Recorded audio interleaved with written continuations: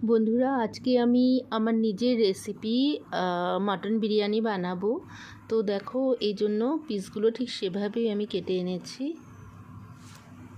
এবার দেখো, মাংসগুলো তোমার হলুদ নুন দিলাম, দিয়ে একটু টক দই দিলাম, টক দইটা বেশি করেই দিলাম।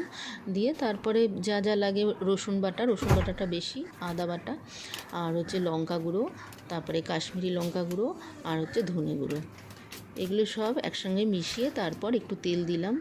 তেল দিয়ে খুব ভালো করে মাখতে হবে, অনেকক্ষণ ধরে মেখে তারপরে তোমার 1 ঘন্টার জন্য এটা রেস্টে রেখে দিলাম। এবার একটু দুধ নিলাম হাফ কাপ, নিয়ে তাতে একটু স্যাফরন বা কেশর দিয়ে ভিজিয়ে কিছুক্ষণ রেখে দেব। এবার কড়াতে একটু পেঁয়াজ ভেজে নেব, একটা বড় পেঁয়াজ। এবার ভাজা হয়ে গেলে এটাকে আমি বেটে নেব। এবার একটু এলাচ, লবঙ্গ, দারচিনি আর স্টার অ্যানিস নিয়ে এগুলোকে একটু থেতো করে ক্রাশ করে রেখে দেবো। এবার ওই পেঁয়াজ ভাজা তেলের মধ্যেই তেজপাতা আর ক্রাশ করা গরম মশলাগুলো দিয়ে দিলাম, দিয়ে মাংসটা ঢেলে দিয়ে তার মধ্যে পেঁয়াজ বাটাটা দিয়ে ভালো করে নাড়াতে হবে। এবং মোটামুটি যখন কষা হয়ে গেল তারপর সেটাকে আমি প্রেসারে ঢেলে দেবো। এবারে কষা মাংসটা প্রেসার কুকারে ঢেলে দিলাম, আর 4 টুকরো বড় বড় আলু এখানে দিয়ে দিলাম।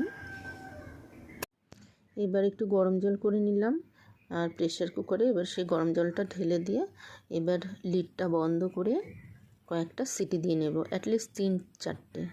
বিরিয়ানি বানানোর জন্য একটু লম্বা সরু চাল নিতে হবে। চালটা একটু ফুটবে তখন একটু লেবুর রস দিয়ে দিলাম, ভাতটা ঝরঝরে হবে। আর কয়েকটা তেজপাতা দিলাম যাতে ভাতের মধ্যে সুগন্ধ বেরোয়। এবার ভালো করে হাঁড়িটার মধ্যে ঘি মাখিয়ে নেব। মাংসটা ততক্ষণ হয়ে গেছে, আলুগুলো আলাদা করে রেখেছি। এবার ঘি মাখানোর পরে এবার ভাতগুলোকে দেব, এক একটা করে লেয়ার বানিয়ে ভাতগুলোকে দিতে হবে।